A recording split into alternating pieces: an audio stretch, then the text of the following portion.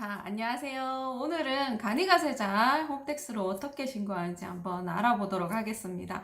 그 전에 이 간이가세자가 2021년 7월 1일 기준으로 신고하는 방법이 변경되었기 때문에 지금 올해 이번에 신고하는 신고서에서는 1월부터 1월 1일부터 6월 30일까지의 그 신고하는 방법과 7월 1일부터 12월 30일까지의 신고하는 방법이 달라요. 그래서 신고서에서도 이 두 부분이 나눠져 있다라는 것을 생각을 하고 이렇게 신고서를 한번 보셔야 이해가 빠를 겁니다. 그리고 제가 앞전에 간이가세자 변경에 대한 영상을 찍어 놨는데 여기 위에 링크 걸어 드릴 테니까 거기 가서 먼저 보시고 오시면 이게 이해가 좀 빠를 수도 있으니까는 그 영상 보시고 오시고요. 우선 신고 영상에 들어가기 전에 제 채널을 어떻게 이용하는지 한번 설명을 드릴게요. 이거 모르시는 분들이 많은 것 같아가지고 이번 영상에서는 그거부터 설명을 드리고 갈게요. 제 채널 홈에 들어오면 이런 화면이 뜨는데요. 여기 보면 재생 목록이라고 있습니다. 재생 목록에 보면 제가 세목별로 관련 동영상을 올려놨거든요. 그러니까 내가 소득세를 보고 싶다 그러면 소득세 여기 가시면 되고요. 뭐 부가세를 보고 싶다 그러면 부가세를 보시면 됩니다. 그리고 여기에 재생 목록에 클릭해서 들어가면 저는 동영상에 숫자를 붙여놨습니다. 그리고 부가세면 부가, 소득세는 소득 이런 식으로 부가 01, 소득 01 이런 식으로 붙여놨으니까 이제 앞으로 제가 어떤 영상을 참고해라 그냥 부가 01번을 참고하세요 이렇게 얘기하면 여기 가셔서 보시면 되겠습니다. 자, 이제 홈택스 접속을 하시게 되면 마이 홈택스 옆에 이름이 나오시는 분들은 그 사업장 선택을 하셔서 보시면은 이렇게 내가 사업자 등록한 사업장이 이렇게 나오게 됩니다. 그리고 이번에 부가세 신고할 사업장 번호에 대해서 이렇게 클릭하시면 사업자로 변경하기 이렇게 누르면은 그 해당 사업장에 관해서 부가세 신고를 할 수 있게 됩니다. 여기에 사업자 번호가 여러 개이신 분들은 각각 들어가셔서 부가세 신고 하시면 되겠습니다. 그리고 뒤에 가시면 이제 신고 납부의 부가가치세라고 여기 들어가시면 되고요. 세금 신고가 나오고요. 일반 신고 나오고요. 간이가세 대리납부 카드사 대리납부가 있는데 여기서 여러분들은 간이가세자를 클릭하시고요. 지금 정기 신고 확정 예정 여기에 들어가시면 되겠습니다. 그리고 들어가시면 딱 이 화면이 나옵니다. 여기는 확인만 누르시면 사업자 등록번호 옆에 확인만 누르시면 이제 다 넘어가고요. 세부사항은 아마 다 뜰 거니까 신경 쓰실 필요가 없는데 다만 여기서 신경 쓸 게 있는 게 여기 신고 기간입니다. 신고 기간도 여기 사업자 등록 번호 옆에 확인을 누르니까는 알아서 세팅되어 나오긴 하지만 여기 한번 좀 봐둘게. 여기 내가 신고 기간이 2021년 1월 1일부터냐 아니면 개업을 중간에 했다 그러면 개업일자가 나오고요. 그리고 내가 7월 1일 2021년 7월 1일부로 과세 변경이 되었다 그러면 2021년 7월 1일이 나오게 됩니다. 요 신고 기간은 뒤에 약간의 신고하는데 영향이 있기 때문에 기억을 해두시고 넘어가야 됩니다. 자, 그럼 뒤로 가서 보시면 이제 기본 정보 입력이라고 나와 있습니다. 여기에 보시면은 기본적으로 선택되어 나옵니다. 여러분들 이제 세무서에 사업자 등록할 때 코드 번호를 다 발급받으셨고 부여받으셨기 때문에 그 번호에 따라 여기 기본적으로 선택이 나오고요. 선택되어 나오고요. 지금 업종 선택이 지금 두 가지로 아래 위로 두 개가 있잖아요. 그러니까 6월 30일 이전의 업종 선택과 7월 1일 이후의 업종 선택이 나와 있습니다. 이거 아까도 얘기 드렸듯이 중간에 7월 1일 기준으로 간이가세자 세법이 바뀌었기 때문에 이렇게 선택이 두 군데로 하게 나와 있고요. 이거는 계속 뒤로 가면 반복이 되어 있습니다. 다 두 군데씩 입력을 다 하셔야 됩니다. 그리고 기본적으로 선택되어 있는 업종 외에 내가 다른 업종을 더 한다 이러면은 여기에 추가적으로 더 선택할 수 있으니까는 그렇게 하시면 되고요. 그리고 밑에 보시면 부가세에 면세되는 매출 금액이 있습니까? 라고 했을 때 예, 아니요 있는데 내가 면세되는 금액 있으면 예로 가고 없으면 아니오로 하시면 됩니다. 이거 중요하니까는 요거 구분해서 꼭 체크해 주시고요. 영세율 매출 같은 경우에는 여러분들 거의 없을 거라고 생각이 들고 만약에 있으면은 요거 여러분들이 신고하기에 좀 어렵지 않나 싶거든요. 의뢰하시고요. 그 다음에 밑에는 내가 개업을 작년에 해가지고 지금 매출 실적이 없다 뭐 이러면은 무실적 신고로 간단하게 끝낼 수가 있으니까 요거 클릭하고 딱 신고하겠습니다. 신고하겠습니까? 누르면은 신고가 끝나게 됩니다. 매출 없으신 분만 무실적 신고하시기 바랍니다. 그리고 저장 후 다음 이동하시면은 자, 신고하기 전에 단일 업종을 선택하셨습니다. 간편 신고하겠습니까? 이렇게 묻습니다. 간편 신고는 신고서에 자기가 딱 해당되는 부분만 이렇게 딱 보여주는 부분이거든요. 그래서 저는 좀 여러분들 볼 수 있게 해가지고 간편 신고보다는 지금 일반 신고를 선택해가지고 들어가는 화면이거든요. 간편 신고 하시는 분들도 이 영상 참고하셔가지고 보시면 됩니다. 이 영상 안에 어차피 간편 신고하는 부분이 다 들어가 있기 때문에 다만 제가 보는 화면이랑 달라요.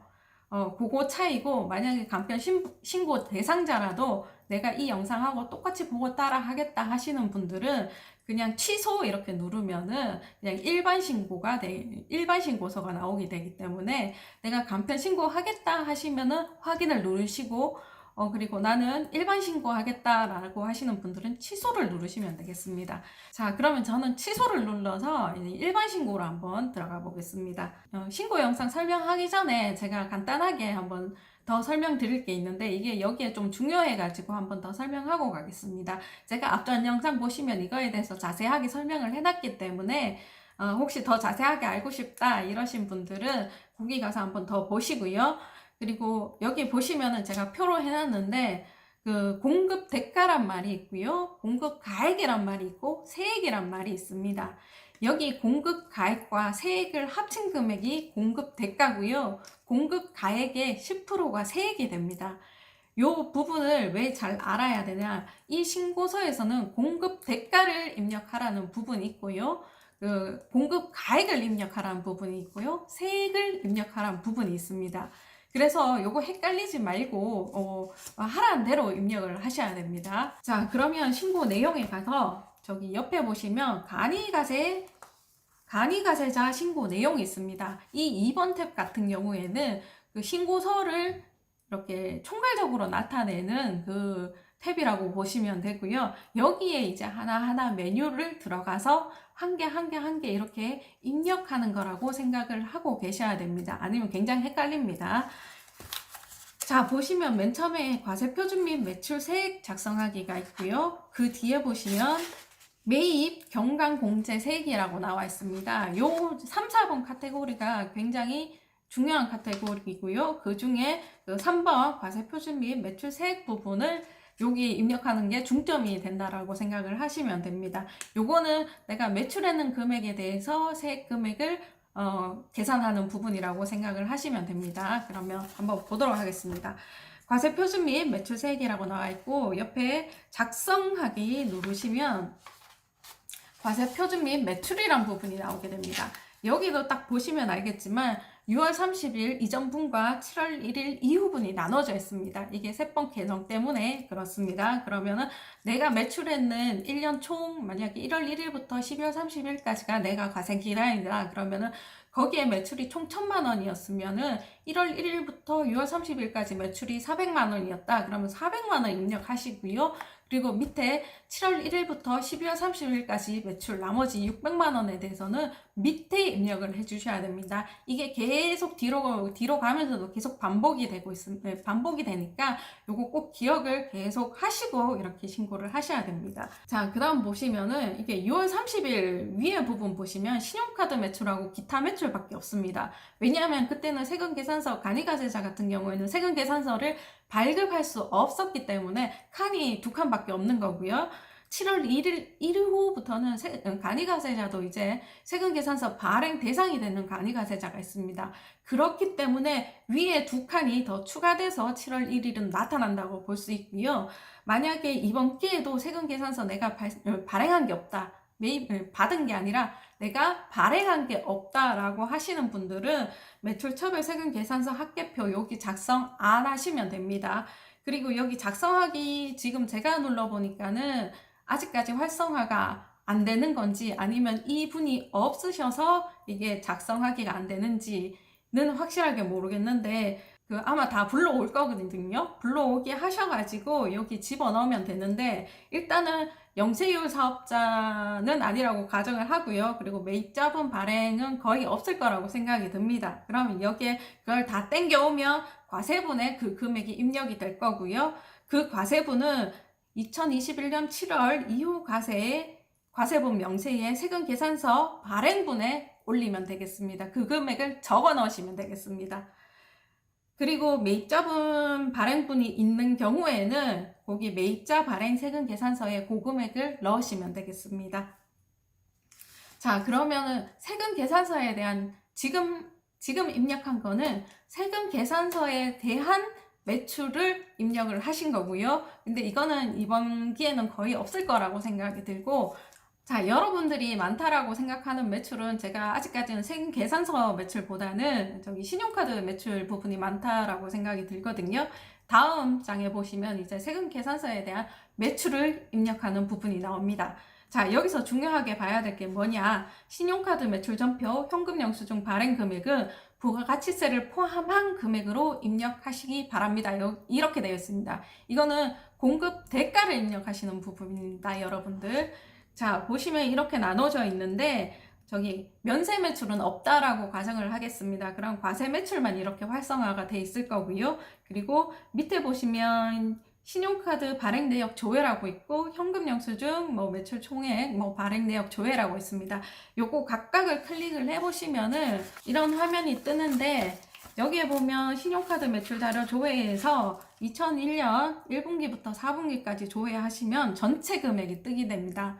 여기서 중요한 게 뭐냐? 아까 제가 맨 처음에 기본사항에 1월 1일부터 12월 31일까지 총 연도에 해당되시는 분들도 있겠지만, 중간에 개업을 하셨거나, 그리고 과세 전환일이 7월 1일인 경우에는 여기 1분기부터 4분기까지 다 끌고 오는 게 아니라, 그러니까 해당되는 그 날짜분만 가지고 오시면 됩니다. 기간분만 가지고 오시면, 그리고 조회를 해서 나온 결제 금액이 공급 대가이므로 이 금액을 과세 매출분에 입력을 하시면 되고요. 현금 영수증도 같은 방법으로 하되 세액이 포함된 공급 대가를 이 부분에 현금 영수증 부분에 적으셔야 됩니다. 과세 매출분에 입력을 하시고, 이제 밑에 보시면은 신용카드 매출 전표 등 발행 금액 중에 세금 계산서 발행 내역이 중복된 거를 여기에 표시를 해 줍니다.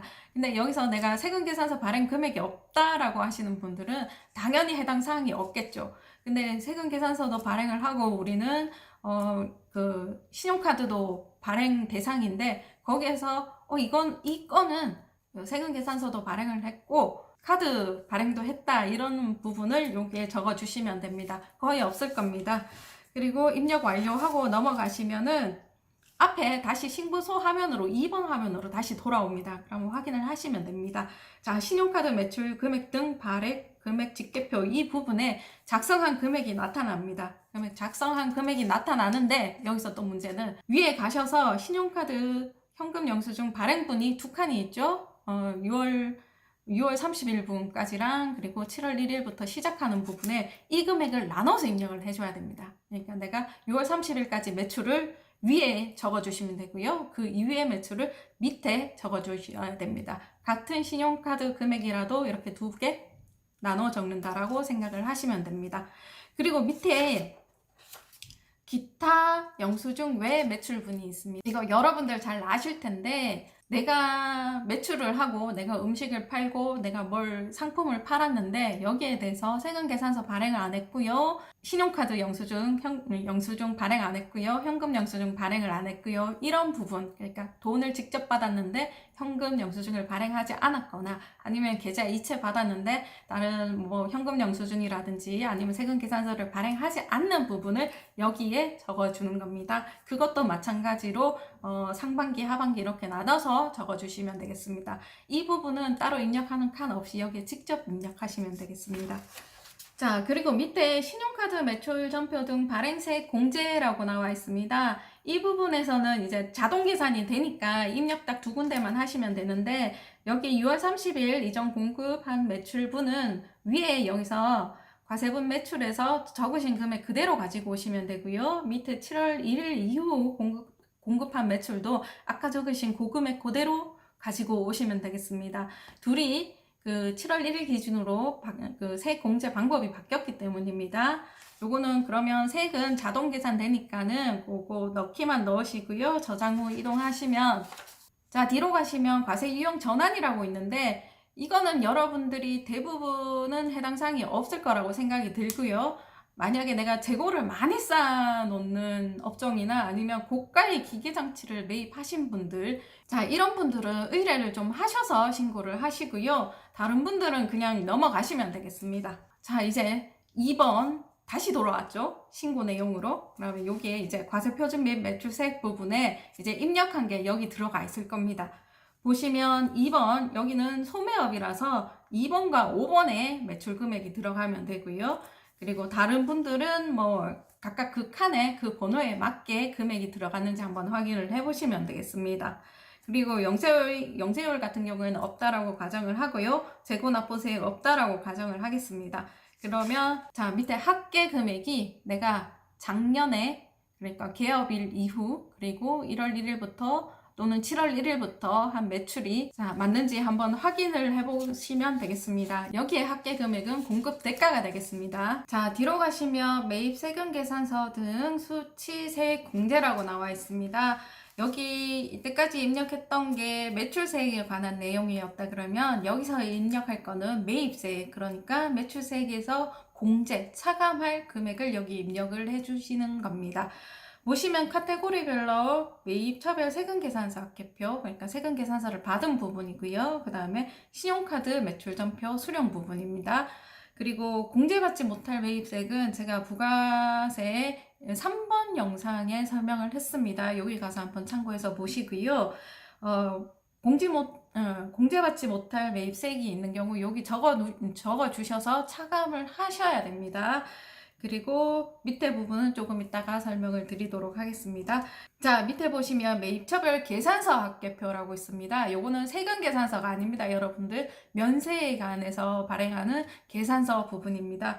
요것도 뒤에 가서 설명을 드리도록 하겠습니다. 일단은 매입처별 세금 계산서 합계표 요거부터 작성하는 방법을 보시도록 하겠습니다. 옆에 작성하기 눌러주시면 매입처별 세금 계산서 합계표 나오고, 자, 뒤로 보시면 또 두 개의 그 제목으로 나눠져 있죠. 과세기간 종료일 다음 달 11일까지 전송된 거와, 그리고 종이세금 계산서와, 그리고 전송기간이 마감, 그러니까 11일 이후에 전송된 세금 계산서 발행 부분을 여기에 적어 넣으시면 되겠습니다.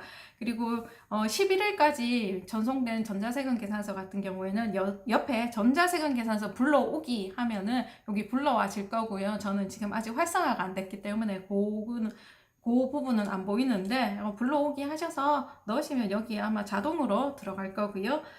그리고 종이세금 계산서 받은 거 있으신 분은 여기에 직접 입력을 하셔야 되거든요. 밑에 보시면은 입력란이 있습니다. 종이세금 계산서와 전송기간 마감일이 지난 전자세금 계산서 발행분 입력란, 여기에 가서 직접 여기에 사업자 등록번호 넣으시고요. 매수 넣으시고 공급가액 총액 넣으시고 뭐 세액 자동 계산으로 되어 나올 겁니다. 그리고 밑에 가서 입력 추가 버튼 누르면 밑에 이런 화면이 뜨게 될 거고요. 자, 밑에 매입처별 세금계산서 합계라는 거는 전자세금계산서를 받은 부분이랑 종이세금계산서 받은 부분 합쳐서 여기에 공급가액과 세액으로 나누어져 들어가면 됩니다. 자, 입력 완료하시면은 매입처별 세금계산서 합계표에 여기에 금액과 세액이 여기 나오게 돼 있습니다. 자, 다음에 신용카드 수령 명세서 이 부분 한번 작성하기 가보도록 하겠습니다. 뒤로 가면 뭐 이렇게 입력하는 란이 있고요. 밑에 보시면 현금 영수증, 뭐 화물 운전자 복지카드, 그 다음에 사업용 신용카드, 그리고 그 밖의 신용카드라고 나눠져 있는데요. 이게 위에 가맹점 정보 같은 경우에는 내가 국세청에 이렇게 사업용 카드로 쓰겠습니다 하고 등록된 카드가 있습니다. 그 카드 이외에 쓴 내가 사업과 관련해서 쓴 부분을 여기에 직접 입력하는 부분이고요. 그러니까 카드 영수증 그 보고 이제 사업자 등록번호 넣고 이렇게 뭐 카드 회원번호 넣고 이렇게 입력하는 부분이고요. 입력을 하게 되면 가맹점과의 거래 내역 밑에 한 줄 뜨게 됩니다. 그리고 계속 반복해서 입력을 하셔야 되는 거고, 그 다음에 내가 특정 카드를 내가 사업용으로 쓰겠다, 국세청 홈택스에 등록한 카드면은 여기 밑에 부분 사업용 신용카드 이 부분에 가서 조회하기 누르면 조회가 됩니다. 가셔서 보시면 일단 저는 카드가 조회가 안 돼서 현금 영수증 매입 누계로 조회를 먼저 해봤는데 여기에 조회하면 나오고요. 공급가액, 세액 여기 다 나오는데 문제는 여기에 신고 기간이 만약에 1월 1일이 아니라 중간에 개업을 하셨고 7월 1일 날 유형 전환이 되었으면 여기에 맞는 금액을 해당되는 금액을 여기에 적어 넣으셔야 됩니다. 많이 적어 넣으시면 안 됩니다. 그럼 이렇게 해서 공급가액과 세액을 나눠 적어 주시고요. 현금 영수증, 공급가액, 세액 넣으시고요. 그 다음에 화물 운전자 복지카드, 요거 화물 운전하시는 분들은 요거 복지카드 따로 다 등록이 돼 있으니까 여기 조회하셔서 넣으시면 되고요. 사업용 신용카드, 아까 사업용 신용카드도 마찬가지 조회하셔서 넣으시면 되는데 기간 꼭 보시고 넣으시고요. 자, 그리고 밑에 그 밖에 신용카드 등 같은 경우에는 위에 직접적으로 내가 입력한 부분 있잖아요. 그 부분에 합계가 여기 나오면 되겠습니다. 입력 완료하시고 다시 아까 첫 화면으로 오게 됩니다. 여기 보시면 아까 없었던 이제 신용카드 매출전표 수령 명세서에 금액과 세액이 적혀 있을 겁니다. 여기서 만약에 내가 공제받지 못할 매입세액이 있다 그러면 여기 세액란에 적어 주셔야 됩니다. 그리고 밑에 두 칸, 이 두 칸이 사실 설명을 하면은 좀 긴 부분인데 이게 국세청에서 알아서 이제 계산대개 한 개만 딱 입력되면은 계산되게 만들어 놨습니다. 자세한 거는 위에 이 부분 보시면은 이렇게 계산을 하면 맞아 떨어지더라고요. 저는 계산을 해봤고요. 그러니까 딱 하나만 입력을 하시면 됩니다. 자, 2021년 6월 30일 이전 공급받은 분 이렇게 나와 있고 금액 항목에 해당 기간의 매입 세액의 합계를 입력하라 라는 거고요. 이게 어떤 의미냐면 위에 매입차별 세금계산서 합계표와 신용카드 매출전표 수령 명세서의 세액 금액을 이렇게 6월까지의 금액과 상반기 금액과 하반기 금액을 나눠서 세액을 공제받을 세액을 계산한다라는 개념이거든요. 일단은 공제받지 못할 매입세액이 없다라고 가정을 했을 때 매출처벌 세금계산서 합계표의 세액과 신용카드 매출전표 수령 명세서의 세액 합계를 그러니까 6월 30일 이전 그 중에서 6월 30일 이전 분을 여기에 적어 넣으시면 됩니다. 다른 거는 다 자동 계산되니까는 신경 쓰실 필요 없습니다.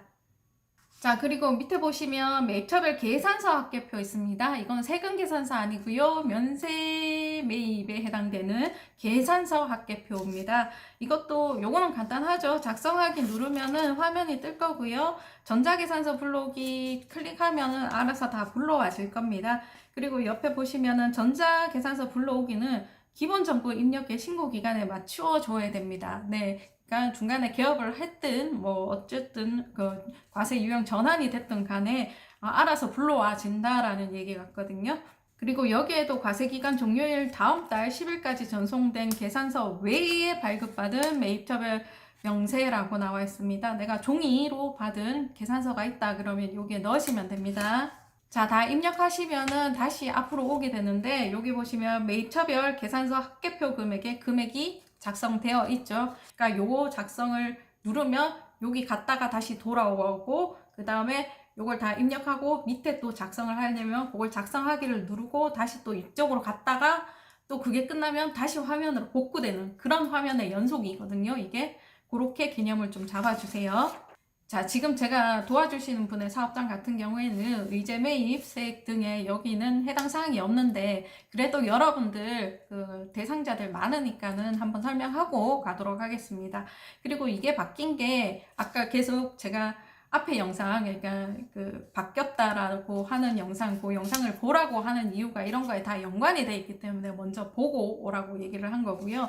이것도 7월 1일 기준으로 해가지고 그 이후에 면세, 그러니까 의제 매입세 관련돼서 받은 거는 그 법이 개정됐기 때문에 의제 매입세 받을 수가 없습니다. 폐지가 됐기 때문에. 다만 내가 1월 1일부터 6월 30일까지 음식점업이나 제조업을 영위하면서 면세 관련 매입분이 있다라고 하시는 분만 여기 입력을 하시면 되겠습니다. 내가 음식점업을 하는데 7월 1일 이후에 개업을 했다 그러면 해당 사항이 없는 거죠. 자, 한번 보시게 되면 의제 매입 세액 등이라고 나와 있고 매입자 발행 세금 계산서 세액 공제라고 있는데 이거 거의 없을 것 같아서 이건 넘어가겠습니다. 그리고 의제 매입세액 공제 신고서 매입가액 작성하기 여기 클릭 한번 해보시면 이런 화면이 나오는데 자, 위에 한번 보시면 나와 있죠. 앞에 설명한 부분이 2021년도 간이가세 제도 세법 개정으로 간이가세자 의제 매입세액 공제는 2021년 6월 30일 전 공급받은 분까지만 적용됩니다. 라고 나와 있습니다. 위에 농어민으로부터 직접 받은 명세 여기는 조금 적어주시고요. 입력하시고 해당되는 분은 입력을 하시면 되겠습니다. 그리고 밑에 면세, 농수산물 등 매입가액 합계 여기 보시면 사업자로부터 매입분 계산서 조회하기 여기 있는데 조회하기 누르시면은 아마 나올 것 같습니다. 그러니까 직접 입력이 될 수도 있고 조회만 가능할 수도 있는데 만약에 조회만 가능하다면 여기에 해당되는 거를 여기 적어 주시면 되겠습니다. 그리고 공제율 같은 경우에는 밑에 보면은 그 업종에 따라 업종 코드 넣었죠. 그 업종에 따라 지정된 공제율이 나타난다고 하니까는 요거는 신경 쓰실 필요 없으실 것 같고요. 의제 매입세 또한 자동 계산으로 될 거로 지금 생각이 됩니다. 그러니까 여기 조회하기 누르셔서 그것만 불러오시거나 아니면 직접 입력을 하시면 되겠습니다. 자, 이제 다시 신고서 화면으로 돌아왔죠. 신고서 화면에 보시면은 수익금액 명세라고 이제 나타나게 됩니다. 좀 밑에 부분에 있거든요. 그러니까 수익금액 명세라고 나와 있고 여기 작성하기 누르시면은 요 아래 입력 사항에서 입력한 금액의 합계는 이미 작성한 매출 금액의 합계 땡땡땡땡땡땡 금액과 일치하여야 됩니다. 이렇게 나와 있습니다. 이게 업종이 단 한 개다. 난 소매업만 한다. 이러면은 여기에 그냥 소매업 해서 위에 금액과 똑같은 금액을 밑에 적어 주시면 되는데 내가 만약에 뭐 소매도 하고 뭐 음식점도 하고 뭐 숙박업도 한다 이러면은 각각 코드를 밑에 입력을 해 주셔서 이 6,660에 대한 금액을 세분화 시켜주는 거죠. 그러니까 소매에 대한 매출, 음식점에 대한 매출, 숙박업에 관한 매출 이렇게 쪼개준다라고 생각을 하시면 되는데 자 그리고 사업장 현황 명세라고 있는데 이 부분은 해당되시는 분 있고 안 되시는 분 있거든요. 해당되시는 분은 음식점업 그리고 숙박업 그리고 기타 서비스업이 있는데 여기 뭐 미용실이나 이런 매장을 가지고 하시는 그런 분들이 있고 있을 건데 자 그 외에는 안 하셔도 되고요. 이거를 만약에 메뉴에 떴다 이러면은 넣으시면 되고요. 안 떴다 이러면 안 넣으시면 되겠습니다. 그리고 만약에 안 넣으시면 오류가 뜰 거예요. 그러면 오류 뜨면 사업장 현황 명세 미첨부입니다. 이렇게 하면 거기 가서 이렇게 작성을 그때 또 다시 작성을 해주셔도 되니까는 일단은 밑에 보시면 기본 사항 이렇게 자가타가 임대인지 뭐 내 건지 뭐 넣으시면 되고요. 대략만 적어 주시면 되거든요. 대충은 아니고 대략만 적어 주시면 되거든요. 이렇게 뭐 종업원 수 뭐 한 명 있다가 두 명 있다가 그러면은 뭐 한 명, 두 명, 뭐 1.5명으로 적으셔도 되고요. 뭐 한 명으로 적으셔도 되고요. 이게 뭐 크게 뭐 영향 있는 건 아니니까는 뭐 대략만 적으시면 돼요. 뭐 객실수, 의자수, 뭐 탁자수, 주차장 유무 요것도 간략하게만 적어주시면 되겠습니다. 그리고 월 기본 경비 여기도 뭐 똑같이 막 계산을 해서 막 똑 떨어지게 이렇게는 안 하셔도 되고요. 대략만 적으시면 됩니다. 그리고 입력 완료하시면 됩니다. 자, 이제 뒤로 가보시면 이제 신고는 끝났고요. 신고 입력하는 사항은 이제 끝났는데 이제 입력이 잘 됐는지 한번 보실게요. 자, 이제 신고서를 본다라고 생각을 하시면 돼요. 아까 입력하던 나는 신고서가 아니고 신고서를 작성하기 위한 입력란이었고요. 지금 보는 거는 이제 신고서라는 거거든요. 보시면 과세표준 및 매출세액 보시면은 그 매출을 두 개 6월 30일 하고 6월 30일까지 하고 7월 1일 하고 각각 쪼개서 잘 들어갔나 이거 한번 보시면 되고 내가 그 항목에 맞게 이렇게 내가 소매업이면 소매업에 들어갔는지 아니면 제조업이면 제조업에 들어갔는지 그 매출 금액이 그거 한번 확인해 보시면 되고요. 영세율 적용분 없다라고 가정을 하겠습니다. 재고납부세액 없다라고 가정을 하겠습니다. 그럼 이제 끝난 겁니다. 그러면 이제 세액 부분에 나와 있는 합계 금액, 이 금액이 이제 납부가 되는 세금인데 여기서 이제 아까 매입, 의제 매입이라든지 세금 계산서 수치 공제라든지 그 부분을 차감한 금액이 이제 실제 납부할 세액이 되거든요. 뒤로 한번 가보시면 자 밑에는 이제 공제세액이라고 나와 있죠. 매출세액에서 차감한 지수는 그런 세액이라고 보시면 되겠습니다. 보시면 매입세금 계산서 등 수치세액 공제 여기 이것도 상반기분하고 하반기분하고 나눠져 있죠. 잘 들어왔는지 한번 확인해 보시면 되고요. 의제 매입세액 이것도 있으신 분만 잘 들어가는지 확인해 보시면 되고요. 전자신고세 공제 신경 쓰실 필요 없으시고요. 신용카드 매출 전표 등 발행세 공제 이것도 잘 들어왔는지 한번 확인해 보시면 되겠습니다. 예정고지 신고, 예정고지 납부하신 분들 여기 잘 들어왔나 한번 확인해 보시면 되고요. 가산세 없다라고 가정하겠습니다. 그러면 끝났습니다. 이게 수익금액 명세에 과세표준 명세 여기 잘 들어왔나 보시고, 면세 있으신 분은 옆에 면세 금액도 넣으셔야 되고요. 그 다음에 간이가세자는 환급에 대한 그게 없습니다. 그래서 이제 계좌는 신고 따로 입력 안 하셔도 되고요. 영세율, 상호주의 여러분들 해당 사항 없을 것 같습니다. 그리고 이제 신고서 입력을 딱 완료를 누릅니다. 그러면 이렇게 뜨는 오류가 많겠죠, 여러분들. 이게 뭐냐 하면 공제세금, 매출세액 합계 범위 내에서만 입력할 수 있습니다. 즉 환급이 불가능하다는 얘기거든요. 내가 매출세액이 50만 원이고 매입받을 세액이 60만 원이다. 그래서 환급, 일반 과세자 같은 경우에는 이런 경우에 10만 원 환급이 나오게 됩니다. 세무서에서 10만 원을 줍니다. 하지만 부가세, 간이가세자 같은 경우에는 이 환급이 없습니다. 이 환급 제도가 없기 때문에 뒤에 보시면 27번에 마이너스가 뜹니다. 이 마이너스가 생기면 안 되고 그 공제세액을 줄여서라도 이거를 0을 만들어라는 뜻이거든요. 그래서 이게 다행히 이번에는 확인만 누르면 알아서 수정이 돼가지고 이렇게 0을 만들어 주더라고요. 그래서 확인만 누르시면 될 것 같습니다. 신고 버튼을 누르게 되면 신고 내역 요약 조회 및 신고서 제출이라고 나와 있습니다. 요거는 요약한 거고요. 내가 매출세액이 얼마인지, 그리고 공제세액이 얼마인지, 그리고 납부세액이 얼마인지라고 나와 있는데, 여기서 또 한번 봐야 될 게 밑에죠.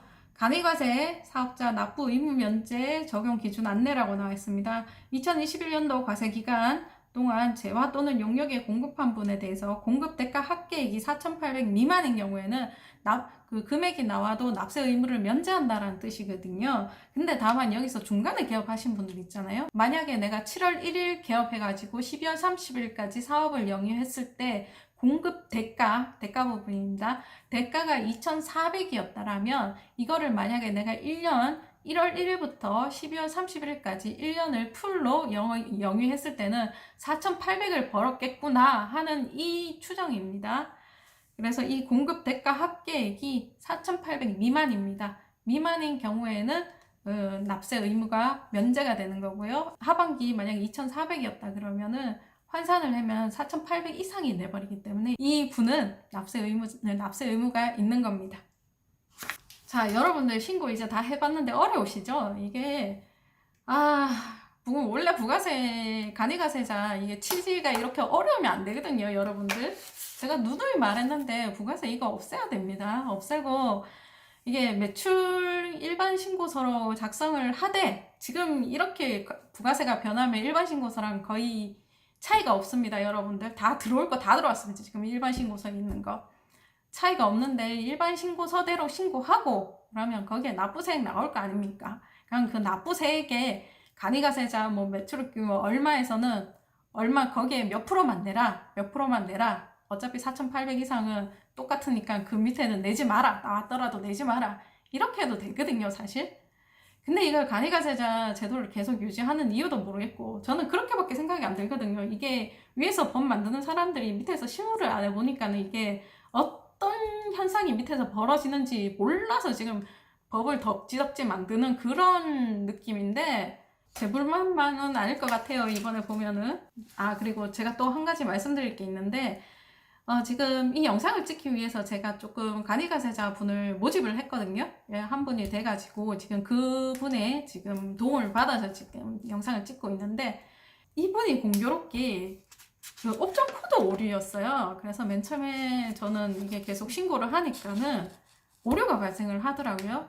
그래서 이거 가만 오류 내용을 보니까는 사업장 코드 등록 오류인 것 같아서 국세청에 전화를 해보니까 이게 업종 코드 오류가 맞대요. 그러니까 세무서에 가서 업종 코드를 바꿔달라고 해서 지금 이게 된 거거든요. 근데 이게 결론적으로 뭐냐 하면 여러분들도 해당이 될 수 있습니다. 이게 어떤 내용이냐 하면은 간이가세자 같은 경우에는 간이가세자가 될 수 있는 코드 번호가 따로 있습니다, 여러분들. 그러니까 그거를 모르고 세무서에서 만약에 그냥 일반 일반적인 일반 과세자로 신고하는 코드 번호가 돼 있는 경우에는 이게 홈택스로 오류가 떠더라고요. 이런 분들이 있을 수 있으니까는 그거 참고해 주시고요. 자, 그리고 이 영상을 찍을 수 있게 도움 주신 분의 영상을 마지막으로 오늘 강의는 끝내도록 하겠습니다. 그럼 다음에 뵙겠습니다.